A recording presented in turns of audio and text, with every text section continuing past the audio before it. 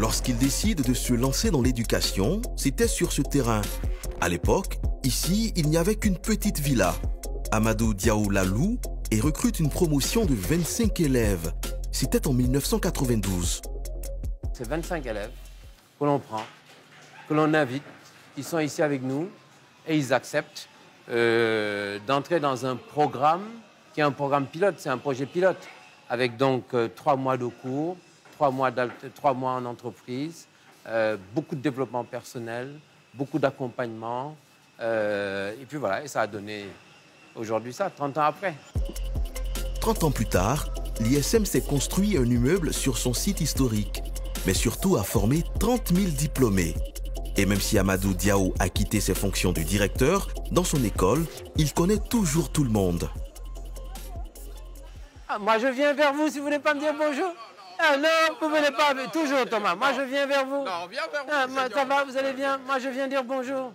Je dis, je viens vous dire bonjour si vous ne me dites pas bonjour. Moi, je viens vous dire bonjour. Je dis, moi, je viens vous dire bonjour si vous ne voulez pas me dire bonjour. Je viens.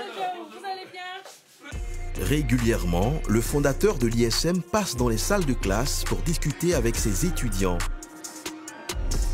Je vais vous déranger 30 secondes. Bougez pas, laissez-la travailler, ne la percevez pas. Je viens vous voir, je viens vous voir. Aujourd'hui, c'est cette classe de gestion qui a l'honneur de la visite du fondateur. Et lorsqu'il rencontre des étudiants, Amadou Diaw joue toujours la carte de la proximité. Rappelle-moi ton prénom, ma grande. Sira Kamara. Sira Kamara. Ouais, tiens. Il y a quelque chose, hein. Il y a du potentiel là. Se suivre, hein. On va avec M. Seck. Face aux étudiants, le grand patron n'hésite pas à transmettre son histoire.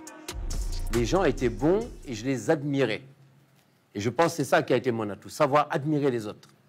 Parce que souvent, on se dit, il n'est pas bon, je ne suis pas bon, mais je vais le battre. Moi, ce n'était pas ça, ce n'était pas des compétitions, c'était, je ne suis pas bon, mais celui-là, il est vraiment bon. C'est la particularité de l'ISM, une formation différente de l'université, plus proche de ses étudiants. Lorsqu'il fonde l'école, Amadou Diaw a fait des études d'économie. Désolé de vous décevoir, je ne peux pas vous dire que j'étais premier prix de ça, premier prix de ça, mais dans ma tête, en tout cas, je me suis toujours considéré comme quelqu'un de moyen. Après plusieurs expériences dans le secteur privé au Sénégal et à l'étranger, il décide de créer une formation plus proche des attentes des chefs d'entreprise. En 1992, il n'y avait pas de cadre. J'ai dit, il n'y avait pas de cadre juridique, il n'y avait pas un cadre légal.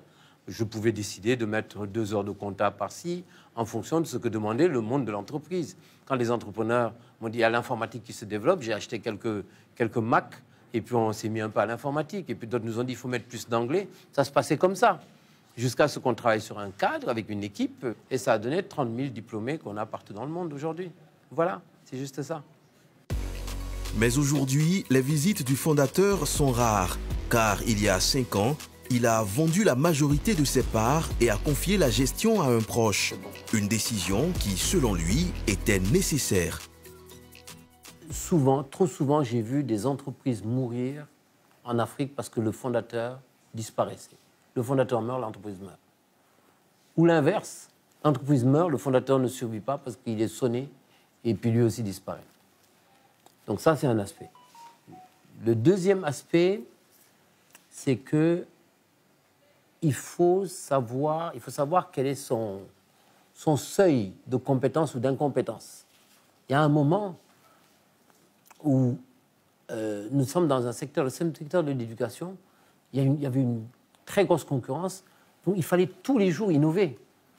Tous les jours, il fallait apporter une idée nouvelle pour que les autres puissent copier, puisqu'on était les pionniers, on était les premiers. Donc moi, j'étais condamné tous les jours à avoir une idée pour que les autres puissent copier. Si j'ai pas d'idée, les autres, ils me rattrapaient.